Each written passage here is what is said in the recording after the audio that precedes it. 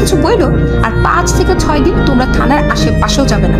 যদি যাও আর সাগরকে ছাড়িয়ে নিয়ে আসো, তাহলে আমার চাইতে খারাপ আর কেউ হবে না। সাগর তো তোর ভাই, তাহলে তুই এমন করিস কেন সাগরের সাথে? চল তোর ভাইকে ছাড়িয়ে নিয়ে আসি। ছেলেটা জেলের ভেতর কি খাবে? আম্মু, এত আলগাপিড়ি দেখাবে না বলে দিলাম। সাগর জেলে আছে, জেলে থাকুক 5-6 দিন, তাহলে একেবারে ঠিক হয়ে যাবে। আমি তার কাপড় চোপড় দিয়ে আসছি 5-6 দিন থাকার জন্য। এই বলে সুবর্ণা চলে আসলো সাগরের রুমে। কয়েক জোড়া কাপড় নিয়ে একটা ব্যাগের ভেতরে ভরে প্রায় 20 মিনিট পর চলে আসলো শান্তর দেওয়া ঠিকানায়। এদিকে শান্তা ওই জায়গায় গাড়ি নিয়ে বসে আছে। এমন সময় সুবর্ণা এসে বলতে লাগলো, ম্যাডাম, আপনি কি শান্তা?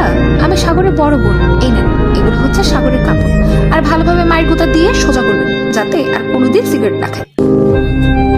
একদম চিন্তা করবেন না, যেহেতু আমার হাতে চলে এসেছে আপনার ভাই, সোজা না করে আমি বাসায় পাঠাচ্ছি না। এখন তাহলে আমি যাই, পরে দেখা হবে আবার। এই বলে শান্তা গাড়ি চালিয়ে চলে গেল ওইখান থেকে। বেশ কিছুক্ষণ পর চলে আসলো থানায়।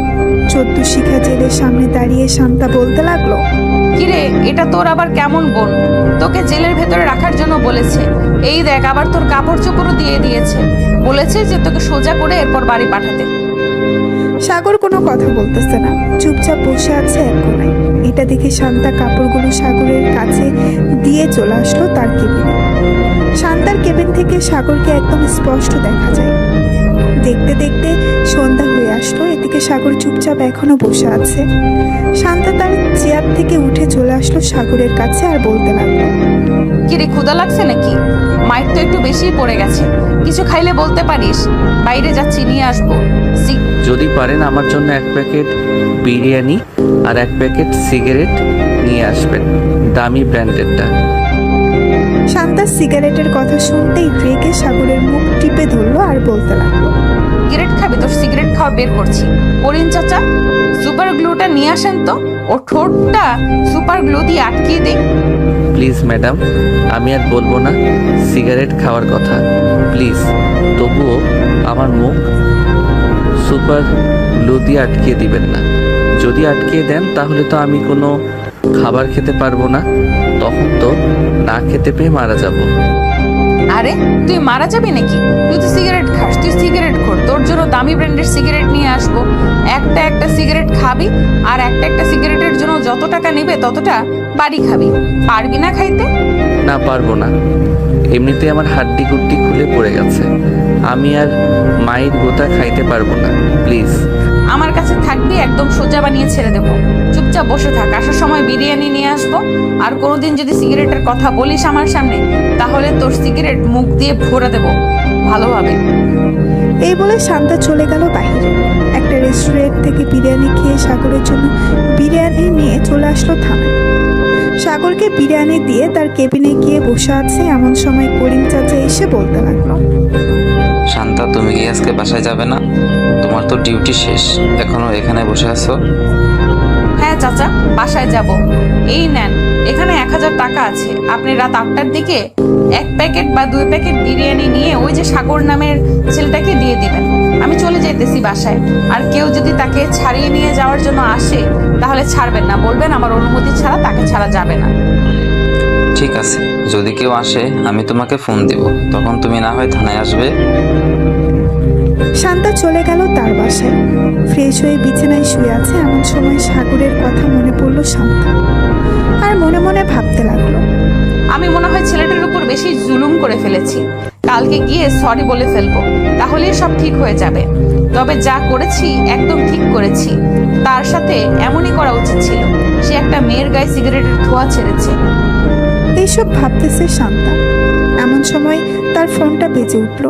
তাকিয়ে দেখে সাগরের বোন সুবর্ণা ফোন দিয়েছে। কলটা রিসিভ করতেই ওপাশ থেকে সুবর্ণা বলতে লাগলো, আপু, সাগর কি এখনো জেলে আছে, নাকি সাগর আপনার সাথে নিয়ে এসেছেন সাগরকে? হ্যাঁ, তাকে জেলেই রেখে এসেছি। চিন্তার কোনো কারণ নেই, তার খাবারের জন্য বিরিয়ানি আছে। আমি আসার সময় তাকে বিরিয়ানি দিয়ে এসেছিলাম, আবার রাতে তাকে বিরিয়ানি দেবে। ও আচ্ছা, আসলে আমার খুব আদরের ভাই তো, তাই ওর জন্য চিন্তা হচ্ছে। ভাবছিলাম নিয়ে আসবো, কিন্তু ওর একটা শিক্ষা হওয়া দরকার। আচ্ছা আচ্ছা চিন্তা করবেন না, যদি বেশি কষ্ট হয় তাহলে কালকে সকালে ফোন দিয়ে আমি না হয় আপনার ভাইকে আপনার বাসায় পৌঁছে দিয়ে আসবো। ঠিক আছে, এখন রাখলাম তাহলে। এই বলে সুবর্ণা ফোনটা কেটে দিল। এদিকে শান্তা ফোন দিল করিম চাচাকে। হ্যালো চাচা, সাগর কি করতেছে এখন? সে তো অনেক পাগলামি করতেছে বাইরে যাওয়ার জন্য, তাকে কি ছেড়ে দেবো? না, ছাড়ার দরকার নেই, আপনি থাকেন, আমি আসতেছি এক্ষুনি। এই বলে শান্তা চলে গেল থানায়। গিয়ে দেখে সাগর লাফালাফি করতেছে, পাগলের মতো আচরণ করতেছে। শান্তাকে দেখে শান্ত হয়ে গেল সাগর। এদিকে শান্তা সাগরের সামনে এসে দাঁড়িয়ে বলতে লাগলো, কি হয়েছে, এভাবে লাফালাফি করতেছিস কেন? তোকে জেলের ভেতরে রাখা হয়েছে লাফালাফি করার জন্য নাকি? আমার এখানে একদম ভালো লাগে না, তাই আমি লাফালাফি করতেছি। প্লিজ আমাকে ছেড়ে দেন, আমি বাসায় যাব। আমি এখানে ঘুমাতে পারবো না রাতে, প্লিজ আমাকে ছেড়ে দেন। ছেড়ে তো দিব, কিন্তু বাসায় যেতে পারবি না, আমার সাথে যেতে হবে। চল আমার সাথে, আমি যেখানে যাব সেখানে তোকে যেতে হবে। এই বলে শান্তা সাগরকে নিয়ে চলে আসলো বাইরে। তাদের গাড়িতে বসিয়ে শান্তা ড্রাইভিং সিটে বসে ড্রাইভ করতে লাগলো। কিছুক্ষণের মধ্যে শান্তা সাগরকে নিয়ে চলে আসলো তাদের বাসায়। গাড়ি থেকে নামতেই সাগর বলতে লাগলো, আপনি আমাকে এটা কোথায় নিয়ে আসলেন? আর এটা কার বাড়ি? বাড়িটা দেখতে তো অনেক সুন্দর, নিশ্চয়ই আপনি ঘুষের টাকায় বানিয়েছেন, তাই না? সাগর, মুখ সামলে কথা বলো। আমার আব্বু বিজনেসম্যান, আমার আব্বু এই বাড়িটা বানিয়েছে।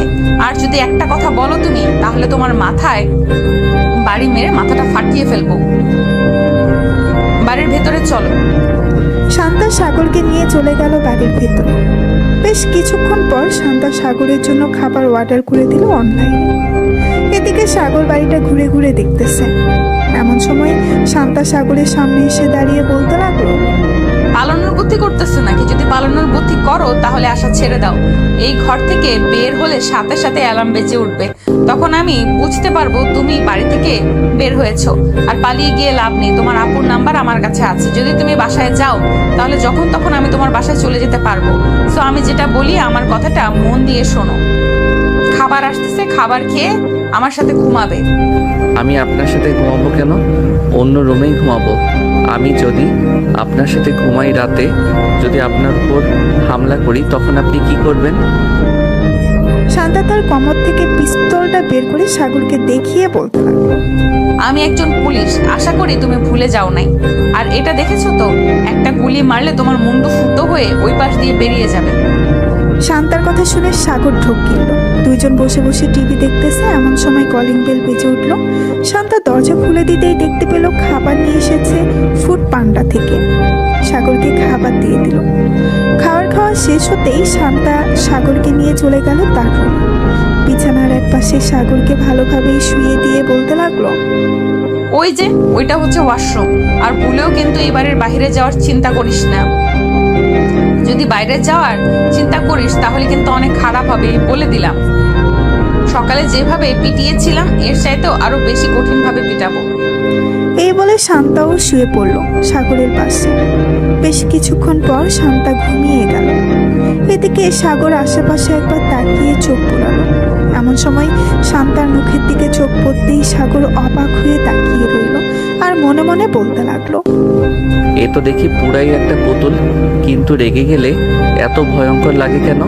আজকে নিজের চোখে দেখলাম ঘুমন্ত পুতুলকে। আমার বন্ধু ঠিকই বলে, মেয়েরা যখন ঘুমায় তখন তাদেরকে পুতুলের মতো লাগে। আজকে কথাটা সত্যি হলো। সাগর এক নজর তাকিয়ে আছে শান্তার মুখের দিকে। বেশ কিছুক্ষণ পর সাগর ঘুমিয়ে গেল। ফজরের আজান দিতেই শান্তা ঘুম থেকে উঠে দেখে সাগর এখনো ঘুমাচ্ছে।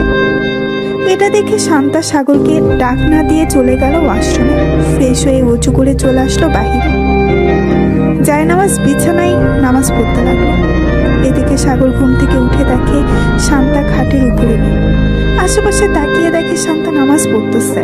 বেশ কিছুক্ষণ পর শান্তার নামাজ পড়া শেষ হতেই শান্তা সাগরের দিকে তাকিয়ে বলতে লাগলো, ঘুম ভেঙে গেছে নাকি আরো ঘুমাবি? আর ঘুমাবো না এখন। তাহলে তুই বস আর এই নে আমার ফোন। বসে বসে ফোন টিপতে থাক, আমি রান্না করতেছি নিচে। এই বলে শান্তা চলে গেল নিচে, রান্না বসিয়ে দিল চুলায়। এদিকে সাগর শান্তার মেসেঞ্জারে প্রবেশ করলো। শান্তা কারোর সাথে কথা বলে না, এটা দেখে সাগর বলতে লাগলো, এই মেয়ে কি সত্যি কারোর সাথে কথা বলে না, নাকি এটা অন্য আইডি? প্রোফাইল দেখে তো মনে হচ্ছে এটা তার রিয়েল আইডি। যাই হোক, আমি এসব দেখে কি করব? আমি না হয় আমার আইডিটা লগ ইন করে গেমিং আইডি চালু করে একটু গেম খেলি যতক্ষণ ফোন হাতে থাকে। এই বলে সাগর তার গেমিং আইডিটা চালু করলো। প্রায় 1 ঘন্টা পর শান্তা এসে দেখে তার ফোন নিয়ে গেম খেলতেছে। এটা দেখে শান্তা কিছু বলল না। অফিসের জন্য ওয়াশরুমে গিয়ে ড্রেস চেঞ্জ করে ভালোভাবে রেডি হয়ে সাগরকে বলতে লাগলো, এখন চল আমার সাথে নিচে খাওয়া দাওয়া করবি, এরপর আবার তোর জেলের ভেতরে বন্দি করে রাখবো। সারাদিন জেলের ভেতর থাকবি, সন্ধ্যায় তোকে আবার নিয়ে আসবো আমার বাসায়। আপনার কাছে কি 100 টাকা হবে? যদি থাকে আমাকে দেন ধার হিসেবে, আমি না হয় পরে আপনাকে ফেরত দিয়ে দিব। সাগরের কথা শুনে শান্তা বলতে লাগলো, 100 টাকা দিয়ে কি করবি? দরকার আছে তাই তো চাইছি। নিশ্চয়ই সিগারেট কিনবি, তাই না? যদি সিগারেটের নাম তোর মুখে শুনেছি তাহলে মনে করিস। আজকে বাসায় এনেছি, কালকে আর বাসায় আনবো না। জেলের ভেতর যত লাফালাফি করতে পারিস ওইখানেই রেখে দিব। সাগর আর কিছু বলল না। শান্তাকে এমনিতেই ভয় পায় সাগর। দুইজন নিচে চলে আসলো। খাবার খেয়ে শান্তা সাগরকে নিয়ে চলে গেল থানায়। জেলের ভেতরে আবারও বন্দি করে রাখলো সাগরকে। এদিকে সুবর্ণা বসে আছে সোফায়। এমন সময় তার আম্মু বলতে লাগলো, সুবর্ণা, সুবর্ণা, তোর ভাইকে নিয়ে আয়। তোর ভাই বাসায় না থাকলে মনে হয় বাসাটা খালি খালি আছে। ম্যাডাম তো বলেছে তাকে 5 দিনের আগে ছাড়া হবে না। আজকে নাকি তাকে রিমান্ডে দেওয়া হবে। আজকে রিমান্ডে থাকো, দেখবে একদম ভালো হয়ে গেছে তোমার ছেলে। এই বলে সুবর্ণা চলে গেল তার রুমে। টেবিলের উপরে থেকে ফোনটা নিয়ে ফোন দিল শান্তাকে।